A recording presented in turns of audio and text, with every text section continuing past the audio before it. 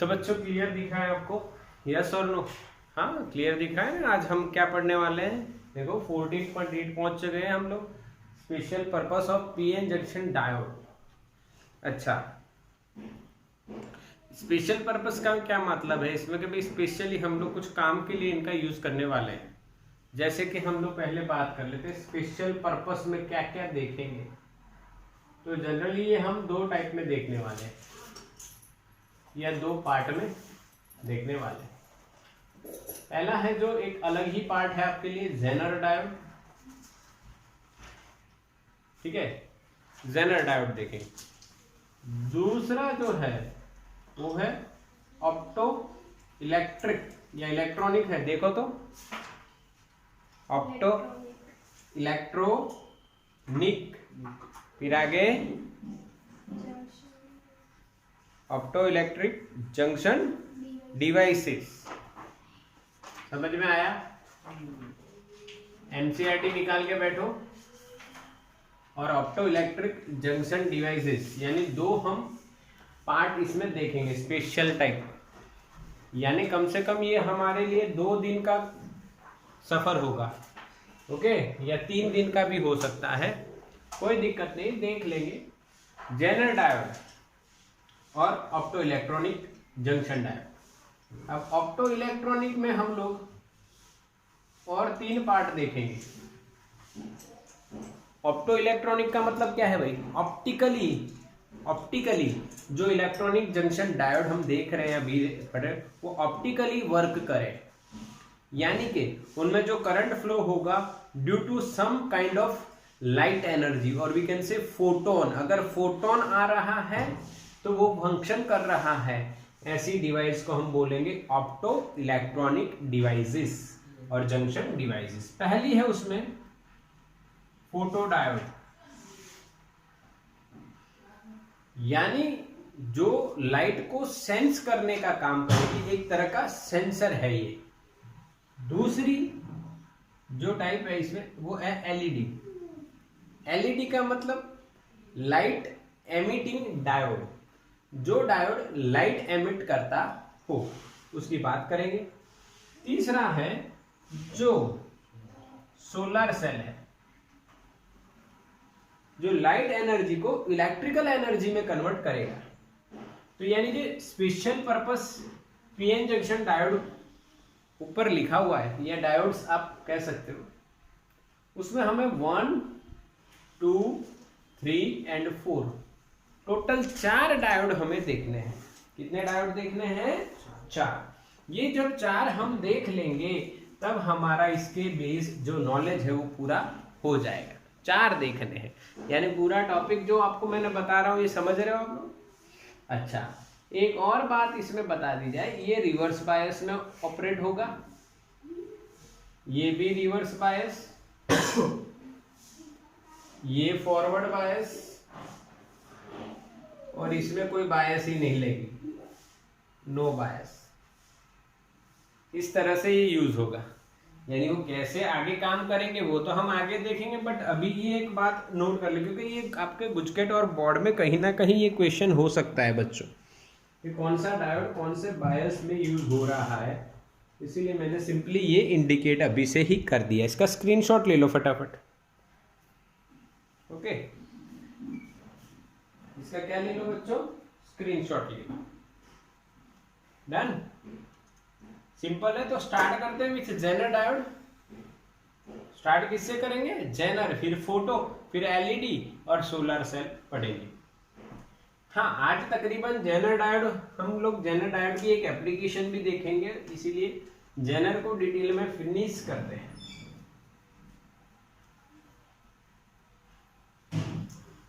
समझ रहे? अब देखो हम लोग पढ़ने वाले हैं पहला डायोड, जेनर डायोड। अब ये जो डायोड है इसका नाम ऐसे क्यों है? तो एक साइंटिस्ट है जिनका नाम है सीई जेनर, उन्होंने ये ढूंढा, इसीलिए इसका नाम है जेनर डायोड। समझ रहे हो? सीई जेनर ने ये बनाया है, इसीलिए इसका नाम जेनर डायोड है। और ये डायोड जिस इफेक्ट से वर्क कर रहा है उस इफेक्ट को बोलते हैं जेनर इफेक्ट। एक और इफेक्ट आती है एवलांच इफेक्ट, जो हमें नहीं पढ़नी है, बट जेनर और एवलांच ऐसे दो इफेक्ट इसमें आती है। क्योंकि कोई भी जो डायोड है वो कभी रिवर्स बायस में फंक्शनिंग नहीं करता है, उसमें रिवर्स बायस में बहुत कम वैल्यू का करंट फ्लो होता है। अगर हम लोग रिवर्स बायस में करंट की वैल्यू बढ़ाना चाहते हैं तो जेनर और एवलांच दो अलग अलग इफेक्ट होती हैं, उसमें दोनों तरह से बढ़ाया जा सकता है करंट को। तो हम लोग स्टार्ट कर रहे हैं जेनर इफेक्ट यानी जेनर डायोड। तो जेनर ने क्या किया, तो जेनर ने जो नॉर्मल पीएन जंक्शन डायोड है उसमें जो इम्प्योरिटी का जो रेट है वो हाई कर दिया, हाई इम्प्योरिटी। क्या बढ़ा दी बच्चों, इम्प्योरिटी बढ़ा दी। ठीक है, इम्प्योरिटी बढ़ाने से क्या हुआ पता है, जो विड्थ है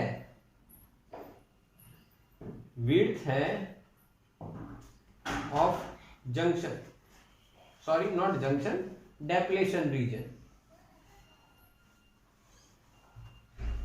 वो डेप्लेशन रीजन की जो विड्थ है वो डिक्रीज हो गई। इम्प्योरिटी यहाँ पे ज्यादा चीज भर दो तो डेफिनेटली लॉजिक तो यही कहता है ना कि ये घट जाएगा, सीधा हिसाब। हाँ के ना, इम्प्योरिटी बढ़ा दी, ये घट गया। अब देखो क्या हुआ, ध्यान से समझना है। यानी वीट घट गई तो यानी वो किससे घट गई भाई, लेस देन 10⁻⁶ मीटर से, 1 माइक्रोमीटर से भी और घट गई। ये हमें पता है कि इसमें इतनी तो होती है, इससे भी कम होती है। तो घटने से क्या होता है, तो हमें पता है कि यहाँ पे इलेक्ट्रिक फील्ड होती है, हमें पता है जंक्शन के पास इलेक्ट्रिक फील्ड होती है, और वो इलेक्ट्रिक फील्ड कौन से चार्जेस को पास करवाने में हेल्प करती है, माइनॉरिटीज। इसीलिए ड्रिफ्ट करंट देखने को मिलता है। समझ में आया? अच्छा, विड्थ ऑफ डेप्लेशन डिक्रीज हो गई, इससे क्या हुआ कि भाई electric field across the junction वो इंक्रीज हो जाएगी। किस हिसाब से भाई, तो भाई इस हिसाब से E is equals to V/D, और वी कैन से V/D। यस और no? We all know E is equals to V/D। अगर D घट रहा है तो इलेक्ट्रिक फील्ड बढ़ जाएगी। ये अप्रोक्सीमेटली 5 × 10⁶ वोल्ट पर मीटर के ऑर्डर की हो जाती है।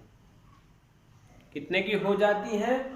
5 × 10⁶ वोल्ट पर मीटर के ऑर्डर की हो जाती है। अब इतनी हाई जो इलेक्ट्रिक फील्ड है, क्या वो यहाँ पे कुछ इफेक्ट प्रोड्यूस नहीं करेगी? तो हाँ, डेफिनेटली प्रोड्यूस करेगी। क्या इफेक्ट प्रोड्यूस करेगी? तो वो जो P साइड में माइनॉरिटी है और N साइड में माइनॉरिटी है, उनको मोशन करवाए। जो पहले होता था मोशन, उससे ज्यादा वो करवा सके। समझ में आ रहा है कि नहीं? क्लियर? हाँ, यानी इधर से होल्स इधर आ जाएंगे, इधर से इलेक्ट्रॉन इधर आ जाए। ठीक है? और जब हम लोग इसको रिवर्स बायस प्रोवाइड करेंगे, when we provide reverse bias to this, then what happens? Reverse bias में क्या होगा देखिए, ध्यान से फील करना है कि ये भाई यहां पे तो आपका नेगेटिव पड़ा है, यहां पे पॉजिटिव पड़ा है, सही है ना? क्योंकि ये N साइड है और ये P साइड है। ठीक है, अब विड्थ घट गई ड्यू टू हाई डोपिंग। हाँ, हाई डोपिंग, डोपिंग यानी इंप्योरिटी डालना, हाई डोपिंग कर दी। ये मेटल कांटेक्ट लगा दिया हमने यहां पे, और यहां पे हमने बैटरी कनेक्ट कर दी भाई। बैटरी क्या है भाई? तो अगर आपको करना है रिवर्स बायस तो P के साथ नेगेटिव और N के साथ पॉजिटिव लगा दे, ये V वोल्ट, ठीक है। लगाने से क्या होता है देखो, तो ये नेगेटिव टर्मिनल हो गए, ये पॉजिटिव। अब क्या हुआ बच्चों, ध्यान से देखिए, ध्यान से देखिए, जो ये फील किया वही कर रहे हैं। देखो, width of depletion region decreases due to that electric field of the junction increases. उसके कारण यहां से हॉल्स इधर आके इंजेक्ट हो गए और इधर नेगेटिव चार्ज आ गया। अगर हमने ये बहुत ज्यादा बढ़ाया तो इन पॉजिटिव को ये नेगेटिव खींच लेगा, इन नेगेटिव को ये पॉजिटिव खींच लेगा, यानी चार्ज मोशन में आ जाएगा। यस और नो? चार्ज क्या होगा, मोशन में आएगा, पॉजिटिव इधर जाएगा, नेगेटिव इधर जाएगा, यानी रिवर्स बायस में हमें करंट मिलता है। शुरुआत में बहुत थोड़ा मिलता है, माइक्रो एम्पियर तक का ही मिलता है, बट जैसे ही जैसे हम लोग ये V वोल्ट को बढ़ाते जाएंगे तो एक ऐसी वैल्यू आती है कि उसके बाद सडनली रिवर्स करंट की वैल्यू बहुत ज्यादा बढ़ जाती है। वोल्टेज की एक वैल्यू ऐसी आती है, उसके दौरान सडनली रिवर्स करंट की वैल्यू बहुत ज्यादा बढ़ जाती है। ये कैसे पता चलेगा आपको, तो ये पता चला हमें उसके कैरेक्टरिस्टिक से या ग्राफ से। ये फॉरवर्ड बायस है, यहां पे रिवर्स बायस है।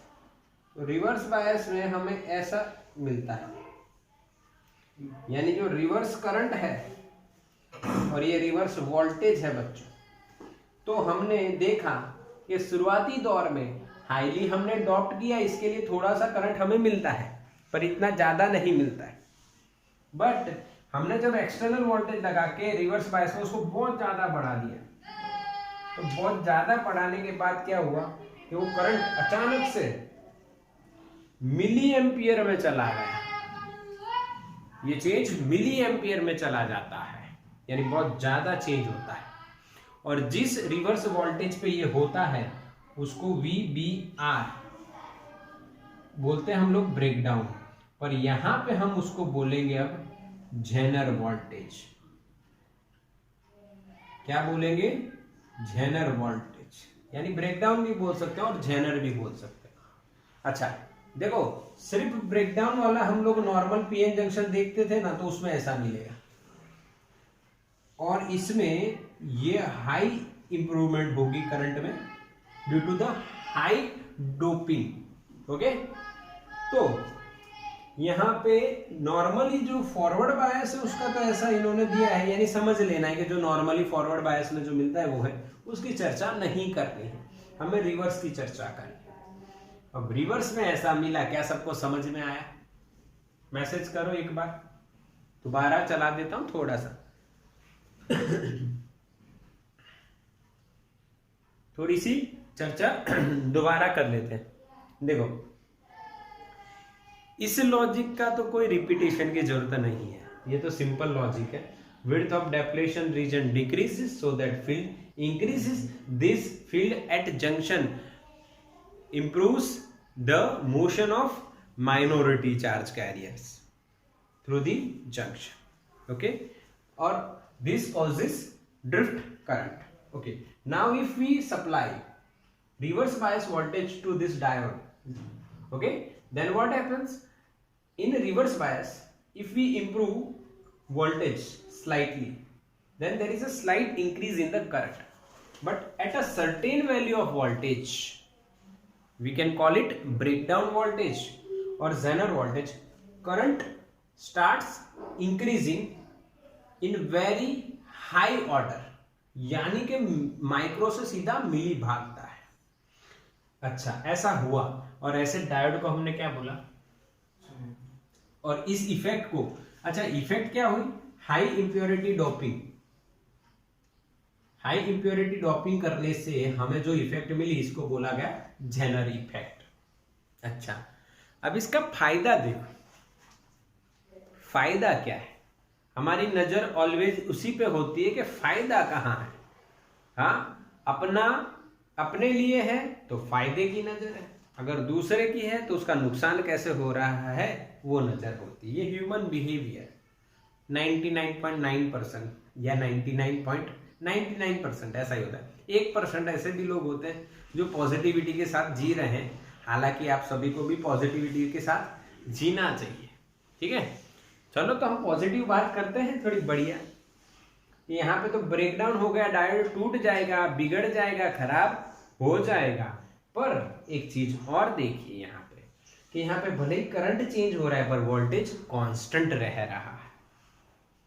यानी इस नेचर में कई घटनाएं बनती हैं, हमारे साथ बनती हैं, हमारे आसपास बनती हैं। ये हमारा नजरिया होता है कि उसको किस तरह से देखा जाए।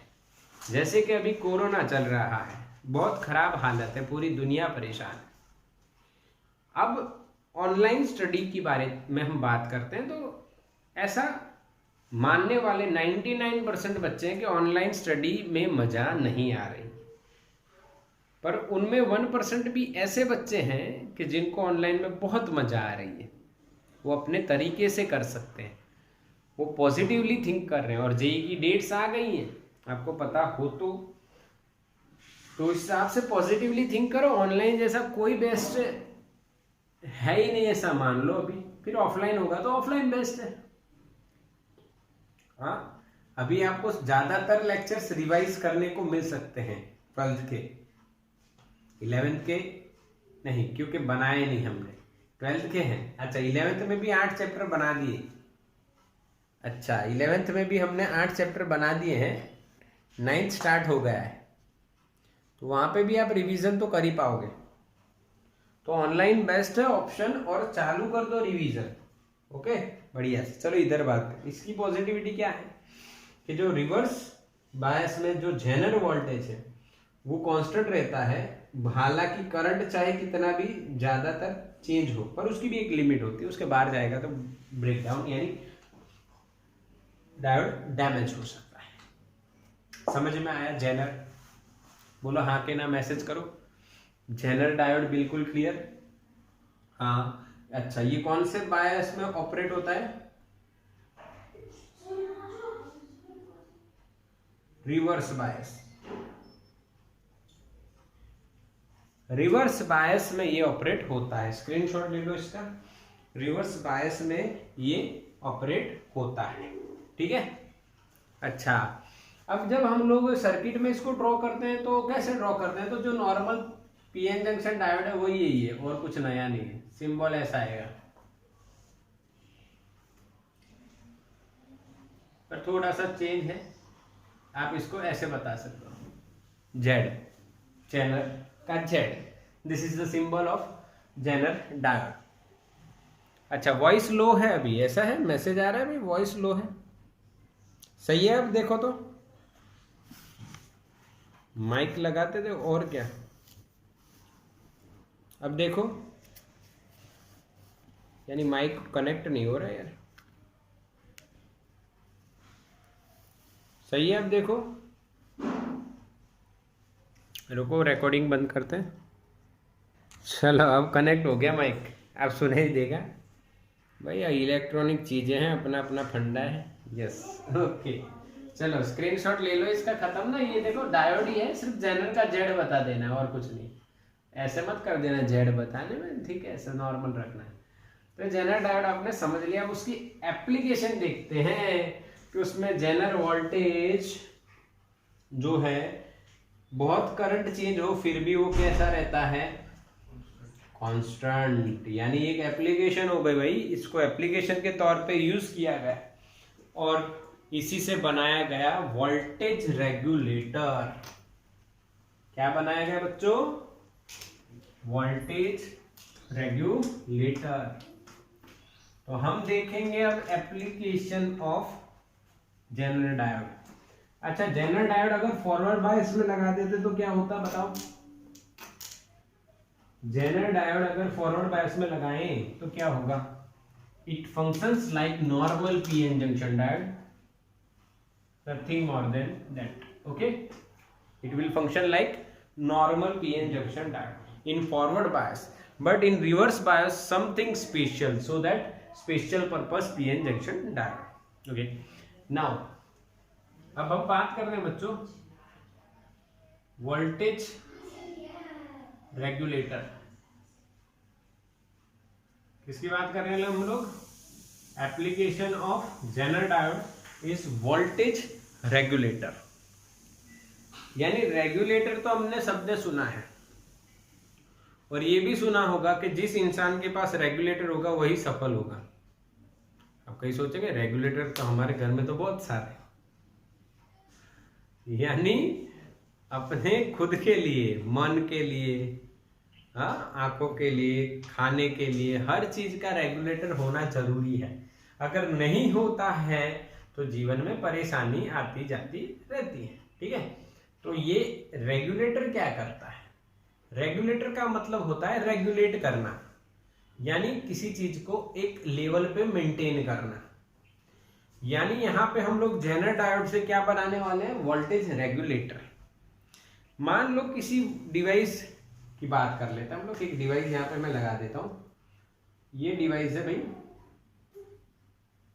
ये एक डिवाइस है जिसका रेजिस्टेंस है RL। L का मतलब होता है बच्चों लोड। हम जब घर पे इलेक्ट्रिक मीटर लगवाते हैं तब इलेक्ट्रिसिटी बोर्ड से कुछ इंजीनियर्स आते हैं, वो एनालिसिस करते हैं, या कुछ इलेक्ट्रिक पर्सन आते हैं वो एनालिसिस करते हैं और देखते हैं भाई घर में कितना लोड है।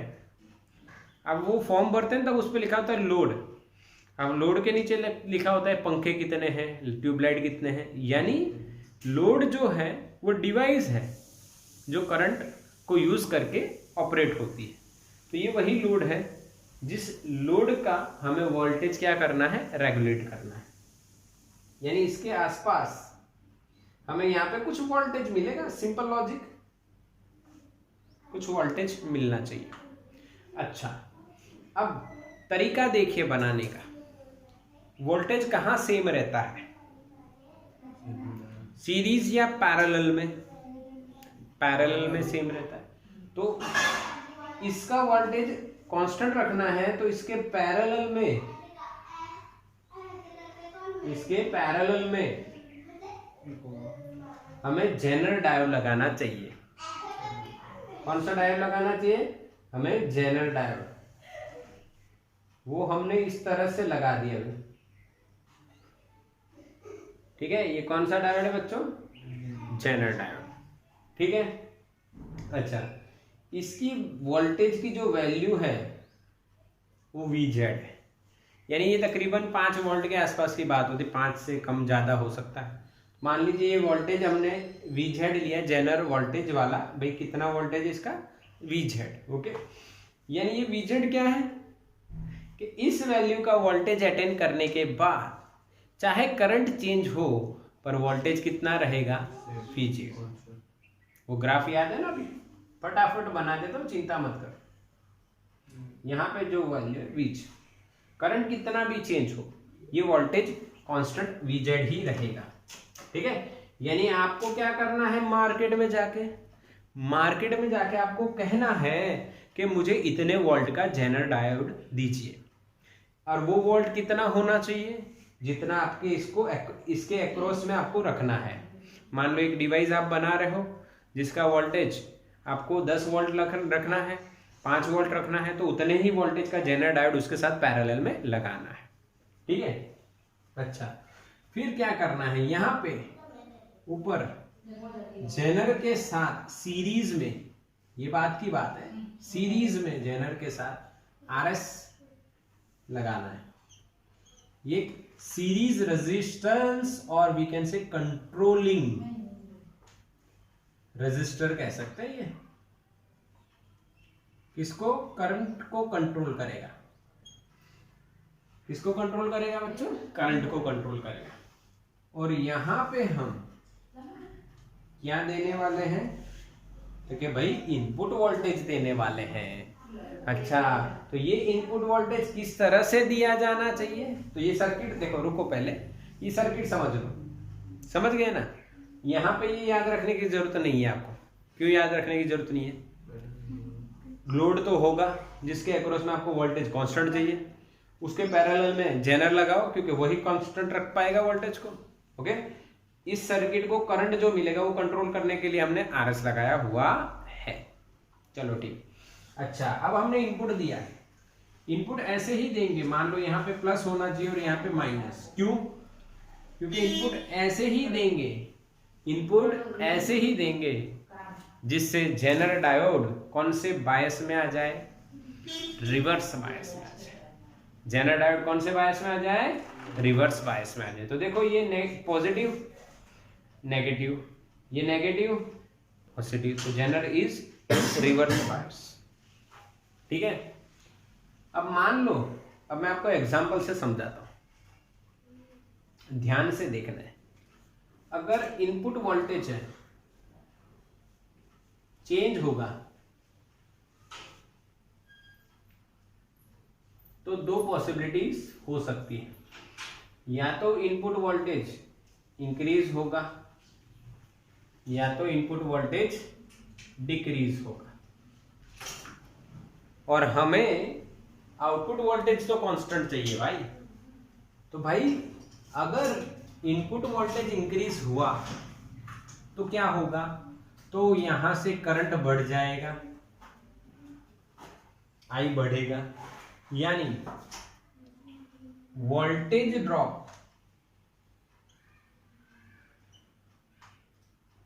IRS क्या हो जाएगी, इंक्रीज हो जाएगी, क्योंकि आई बढ़ेगा। समझ में आया? क्लियर क्या नहीं? इससे क्या हुआ देखो समझना, यहां पे पहले मान लो 10 वोल्ट था। कितना वोल्ट था? 10 वोल्ट था। जेनर कितने का है? 5। तो अगर 10 वोल्ट तो यहाँ पे कितना होगा, 5 वोल्ट ड्रॉप होगा ना, तभी यहाँ पे समझ में आ रहा है।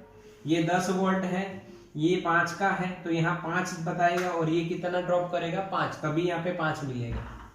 अब मान लो 10 से आपने कर दिया 15, तो 15 किया यानी वोल्टेज बढ़ा, तो यहाँ पे करंट बढ़ा।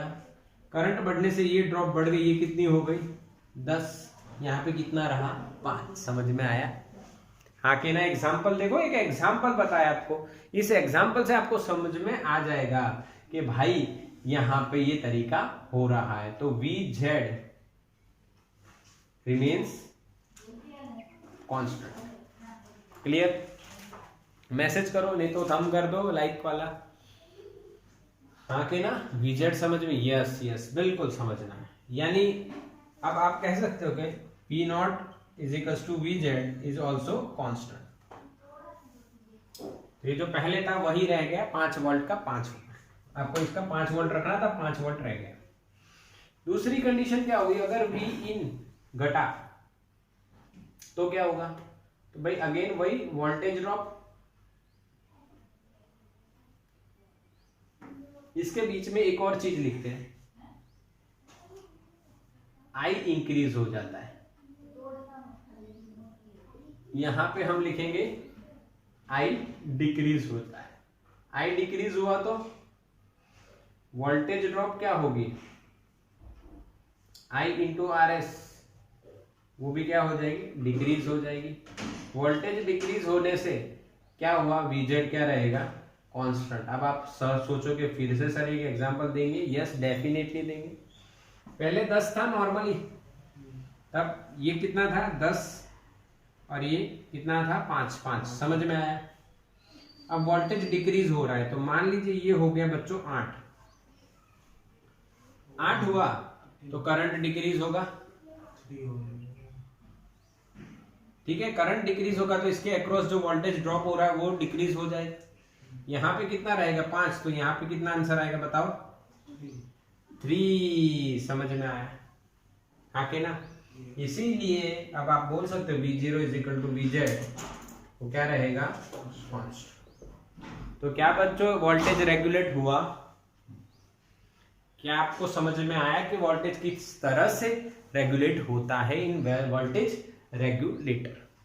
ये एप्लीकेशन ऑफ जेनर डायोड है।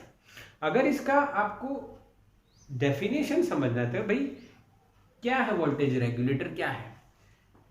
इनपुट में करंट, इनपुट में पोटेंशियल या वोल्टेज चेंज होने दो, फिर भी आउटपुट का वोल्टेज कांस्टेंट रहे, इसको हम क्या बोलते हैं, वोल्टेज रेगुलेट होना। क्या वो हो रहा है? यस, तो उसके लिए ये कंसेप्ट काम लगता है। स्क्रीनशॉट लो बच्चों इसका। तो बच्चों आपको जेनर क्लियर? बिल्कुल। अब एक एनसीईआरटी में हमारे पास देखो एक सम है, स्क्रीनशॉट ले लिया ना इसका। चलो सम करते हैं 14.5, एग्जाम्पल नंबर 14.5।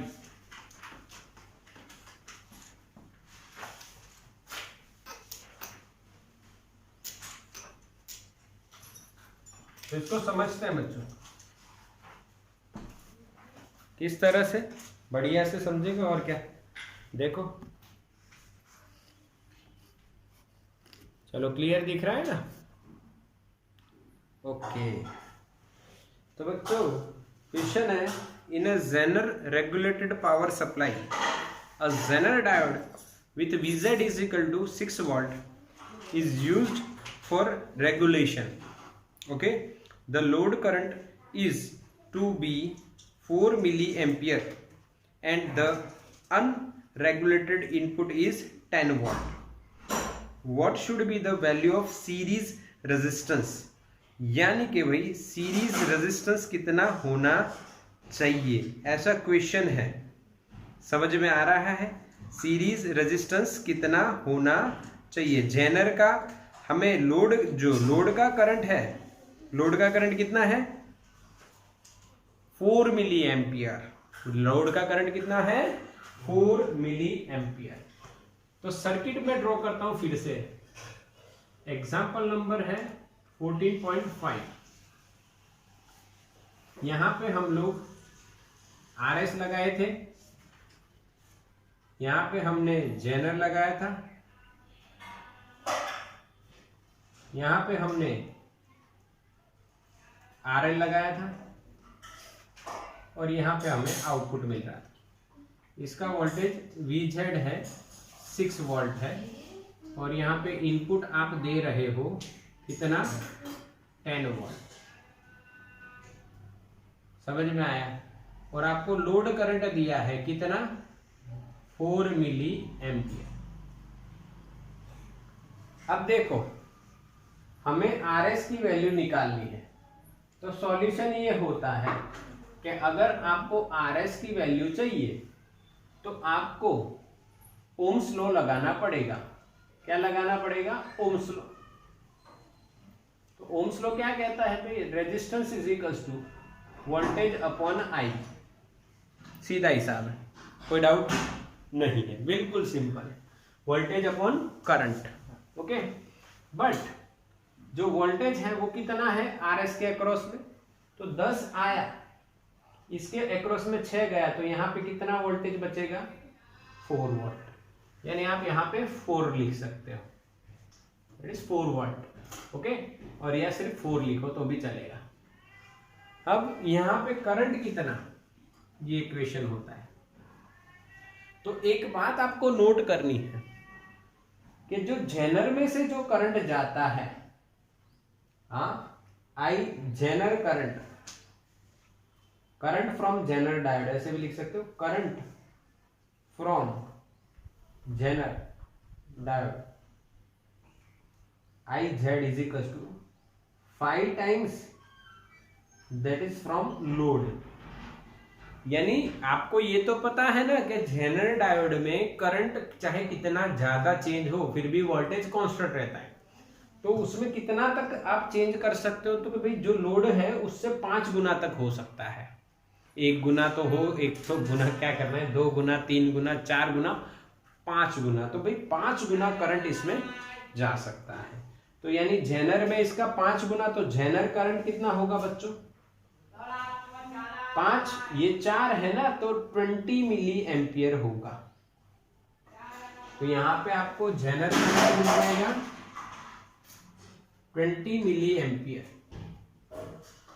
अब देखो इस पॉइंट पे इधर आया कितना? 20, इधर कितना आया? 4, तो ये कितना होगा? 20 + 4 दैट मीन्स 24 मिली एम्पियर। क्या बच्चों समझ में आया? हाँ कि ना? तो यहाँ पे हम लोग लिखेंगे 24, ये वोल्ट और ये मिली एम्पियर। तो कितना आंसर आएगा भाई? 1/6 आगे ना, 1/6 इंटू 10⁻³ ओम। अब 1/6 कितना होता है निकाल सकते हो ना, 0 पॉइंट कितना आएगा? आंसर क्या आ रहा है? आ रहा है कि कुछ क्या है भाई? 150 ओम है। हाँ 150 ओम है फाइनल। और कैसे निकालोगे तो बताए ना, 1/6 आप करोगे, उसका जो आंसर आएगा उसको इंटू 10⁻³ करोगे, that is your answer. Simple, screenshot लो इसका। तो बच्चों आपका पूरा जो जेनर डायोड है और रेगुलेटर है वो बिल्कुल फिनिश है ना, बिल्कुल फिनिश, बढ़िया एकदम बढ़िया से, यस। तो अब हम क्या कर रहे हैं? तो भाई मैं तो एडजस्टमेंट कर रहा हूँ कि लाइट आपको कम दिखे रिकॉर्डिंग, ठीक है? ओके, कोशिश करने और क्या। चलो अब स्पेशल पर्पस में opto electronic devices, semiconductor devices, मैंने जो आपको पहले बताई थी वही है ना, 3। एनसीईआरटी में देखो 14.8.2 या 3 होगा, है ना? 2, क्योंकि 1 तो क्या था?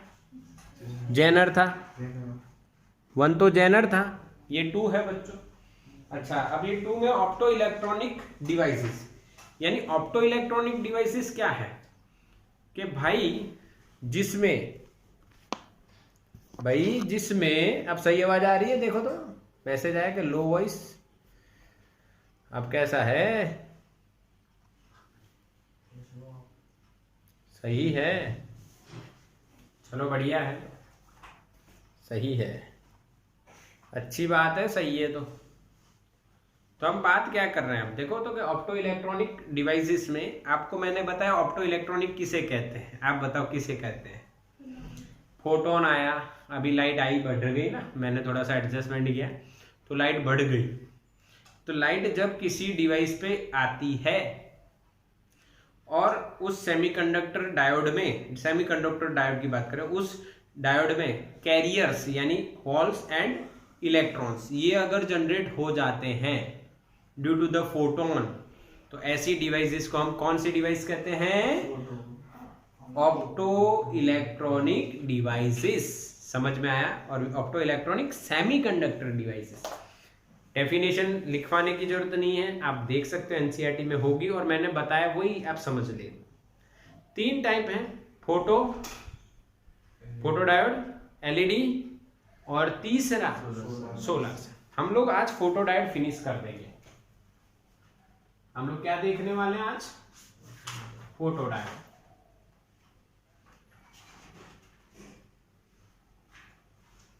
तो फोटो डायोड का कंस्ट्रक्शन क्या होता है पहले ये समझते हैं कि ये नॉर्मल एक टाइप का पीएन जंक्शन डायोड है।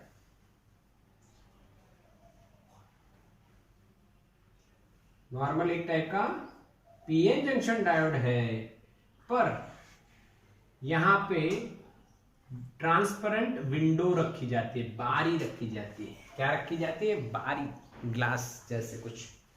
क्यों ट्रांसपेरेंट विंडो रखी जाती है? कि भाई जिससे इस पे जंक्शन पे क्या फॉल हो सके?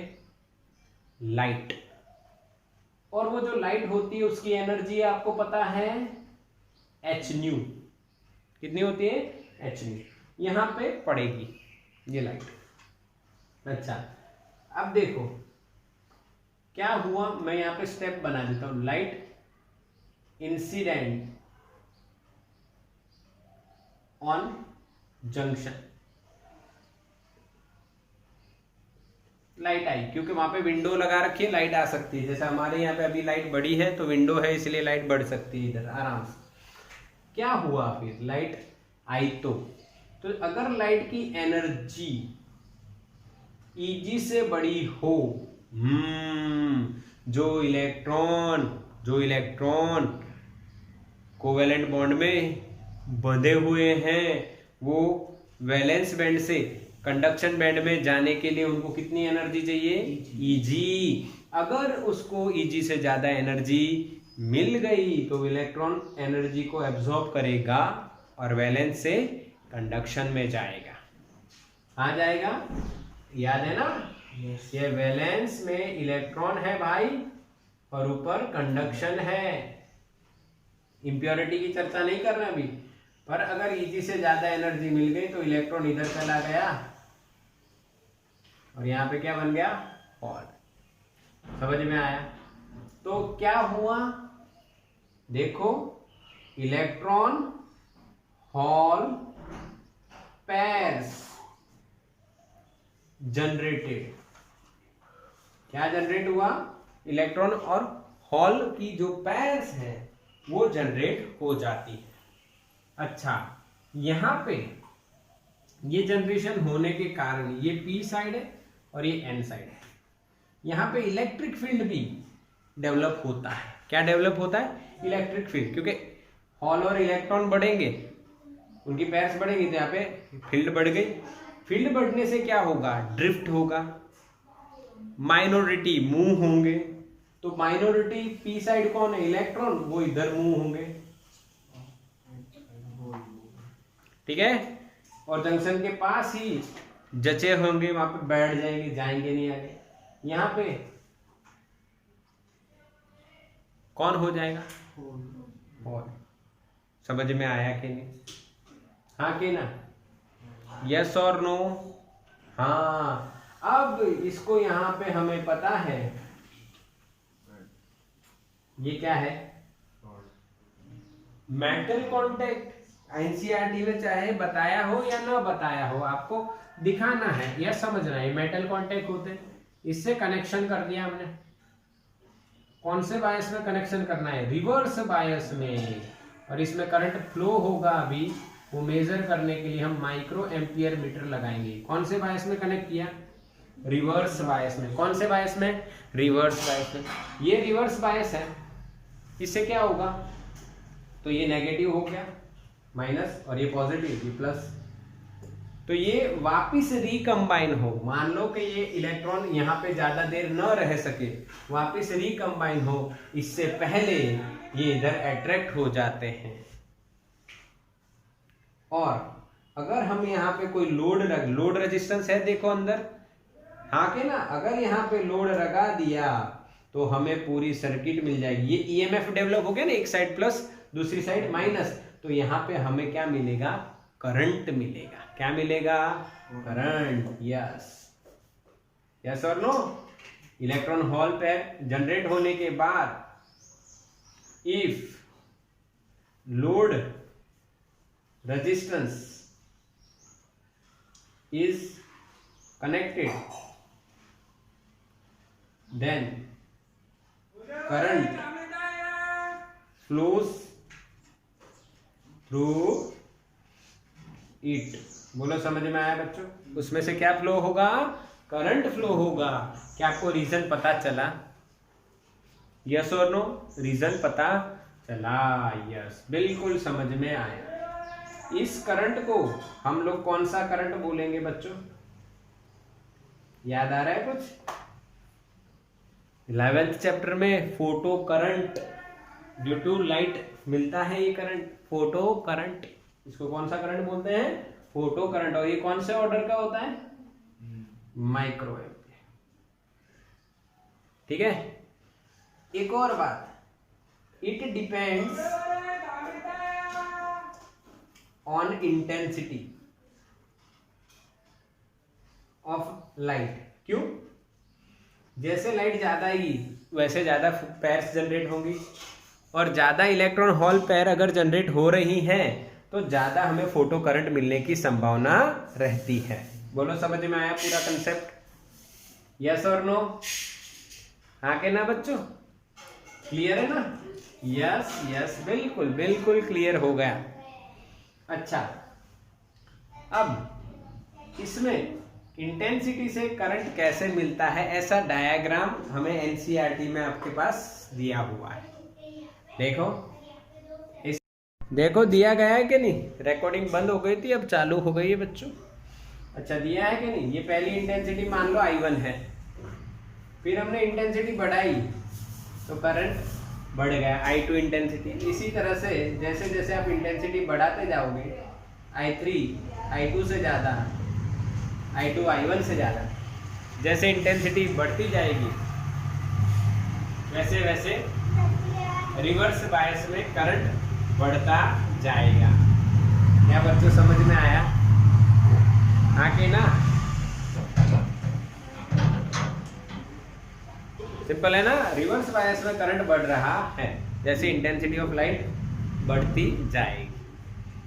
अब इसका यूज कहाँ होता है, ऐसा क्वेश्चन होता है। दो चार छोटी छोटी बातें और करनी है इसके बारे में। इसका यूज कहाँ होता है, जैसे हमने बच्चों देखा जेनर, उसका यूज देखा तो हमें ज्यादा याद रह जाएगा, वोल्टेज रेगुलेटर। उसी तरह इसकी एप्लीकेशन कहाँ है, ये कहाँ कहाँ यूज हो रहा है, तो मैं एक बताऊंगा तो आपको ये याद रह जाएगा।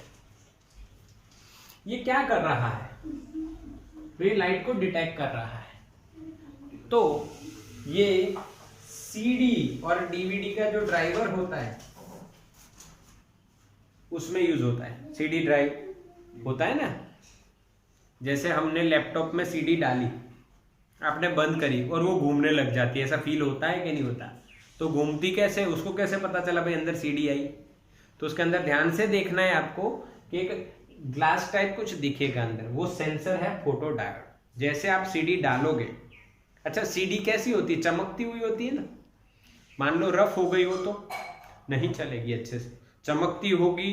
क्यों? क्योंकि वो चमकती हुई इस पे क्या देगी, लाइट देगी, और ज्यादा लाइट से वो डिटेक्ट हो जाएगा, करंट फ्लो होगा और डिटेक्ट हुआ, ठीक है। हाँ, दूसरा इसमें अलार्म सिस्टम में ये यूज हो सकता है।